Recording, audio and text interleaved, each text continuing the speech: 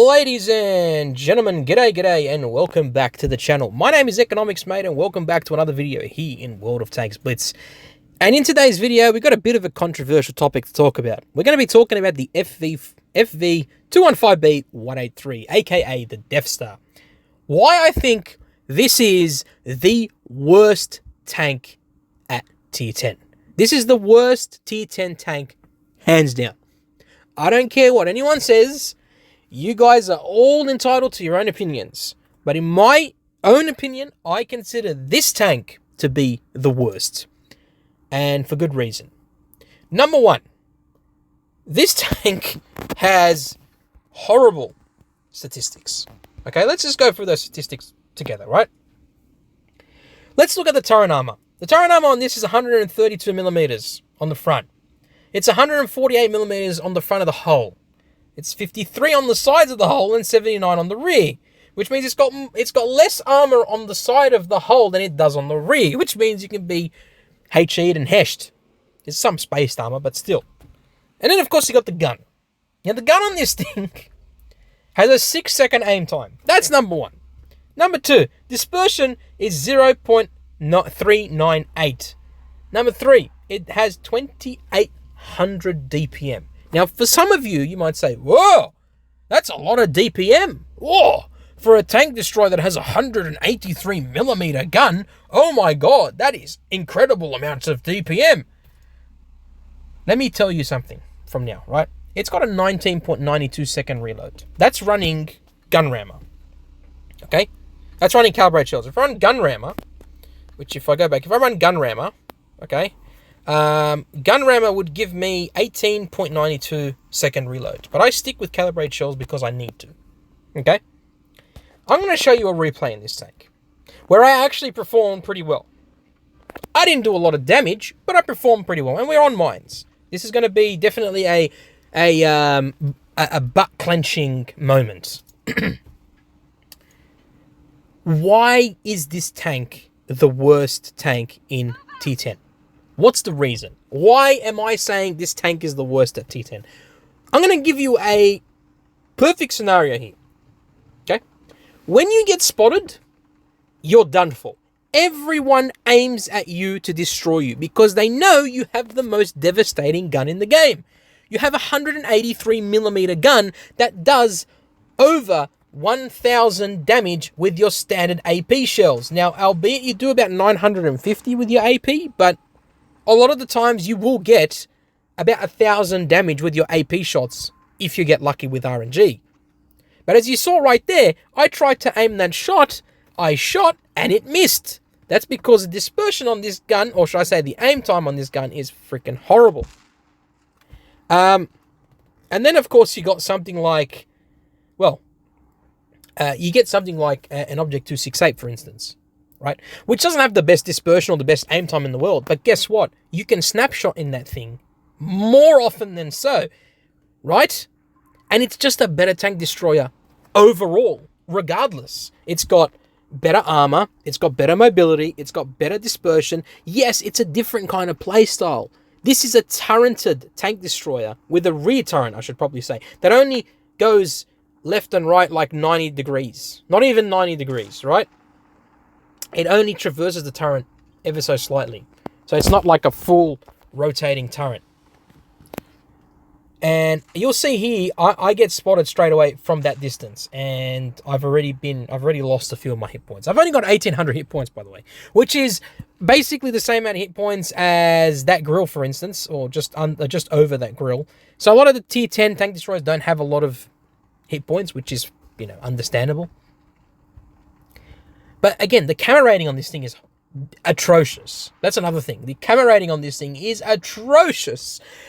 As I said, as soon as you fire this gun, or as soon as someone spots you, you're screwed. People are going to fire you. It's not exactly the fastest tank either. It doesn't really go that fast. It's got horrible track traverse. It's got fairly decent acceleration and top speed. It's not the best. You're going to see here I'm trying to aim my shot. I get 1,046 damage on that Jaegeru. You can see when this tank works, it works fantastically well. And then when it doesn't work, It just pisses you off because RNG is an absolute... We're going to leave it there. But the point I'm trying to make is, you can't... This tank is very team reliant. If your team doesn't perform well, you're not going to perform well in this tank. As you can see, I got hit again. I'm up to 997 hit points. That's already half of my hit points basically gone right there, just from 2 shots, right? 2 400-something alpha shots. I end up getting a kill there. I'm on 1727 damage. Now, you got to understand, I've got a 183mm gun. All it takes for me is to shoot 2 HESH rounds and penetrate, and I have well over 2,000 damage. That's just how easy it is. It sounds easy on paper, but in reality, it's not that easy. As you can see here, I'm trying to make my way around here to spot the tanks on that side. We're currently 3-on-3 at the moment. The Batchation has killed, one of our team members, which is unfortunate, but it is what it is. There's a Conway there.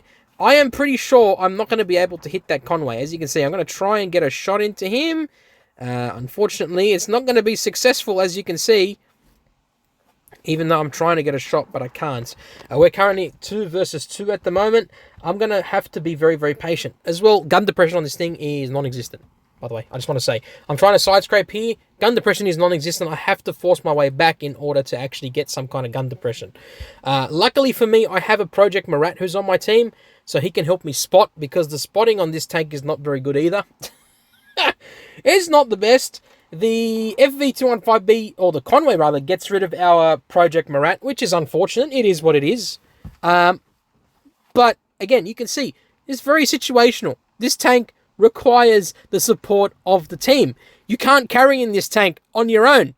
It's virtually impossible. I've seen the best of players say they absolutely hate this tank because of how garbage it is. Yes, the only redeeming feature of this tank is its gun. That's it. But even then, its gun is trollish as hell. Its gun really is trollish as hell. You can see I'm trying to side scrape here and keep my my tank hidden from that Conway, because I know for a fact he's going to be coming this way. I do get spotted. I believe it was the FV215B 183 that spotted me. I don't remember. I'm going to have to wait and see. This was a game that I had a few days ago, like last week, actually, I should probably say. So I'm not 100% sure. I got shot there. So clearly the FV215B is over there, the octopus. If the Conway was smart enough, he would have come at me already, but he hasn't come yet. So, yeah, it's a bit weird that he's sort of just been sitting around doing nothing. I don't know what he's doing, but yeah.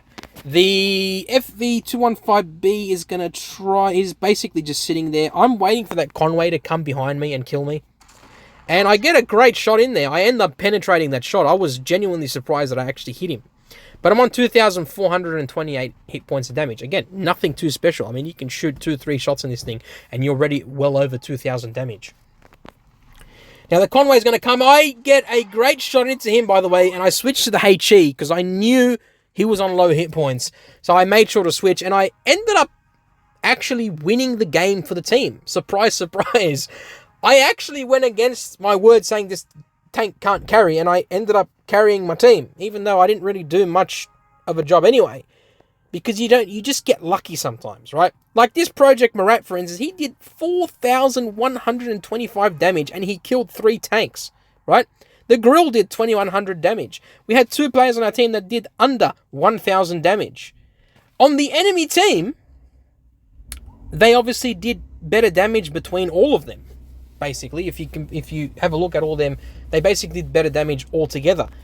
But the point I'm trying to make about this tank is the only redeeming feature about it. The only redeeming feature is the big alpha, and that's it. And the HESH. That's all it's good for. Everything else about it, I don't like it. It's honestly, like, look at this, right? This is a WZ111 GFT, the 113 GFT. This is miles better than the FV215B. The 268, miles better than that FV215B. Even the T110E3 is a better tank than the 215B. The Jaegeru, again, a tank that not many people like playing. In fact, I don't really like playing either. I consider this to be better than the 215B. Again, this is my opinions. You guys can disagree as much as you want. You're more than welcome to disagree. Tell me in the comments, actually, why you disagree. But I disagree. The 263, again, albeit it's not as good as it used to be. It used to be called the YOLO Wagon. Not anymore, unfortunately. It's, it's not as good as it used to be. But it's still better than the FV215B. The Grille 15, a fantastic tank that has a horrible camo rating. But everything else about it is fantastic. Way better. And the T110E4. So nice. Of course, we've got the Hori. We've got the, what do you call it? The Minotauro. These tanks are so much better than the FV215B. And I will go as far as to say that the FV4005, or aka the shit bun, is even better than the 215B, because at least it's got gun depression. It's got like a traversing turret that does 90 degrees each way. It's got a 4-round 120mm gun clip, which is crazy when you think about it. It's got great mobility. Yeah, it's got no armor, but everything else about the tank is great. But with the 215B, the only thing it's got going for it is that colossal gun. And then that's it. It's got the longest reload in the game, apart from the KV2. That's a whole different story, but we'll get to that one later. It's got nothing going for it. The only thing going for it, as I said, is the colossal gun and that big alpha. That's it. That's all it has. And it's still not that good. And yet people swear by it, especially Droodles. They say, oh, this tank is too strong at T10. It's not too strong. Just because you get wrecked by it, or you do easily 2,000 damage, whatever, because of the gun, that's great. Fantastic. You're a peekaboom tank. But as soon as you're spotted, you're fucked.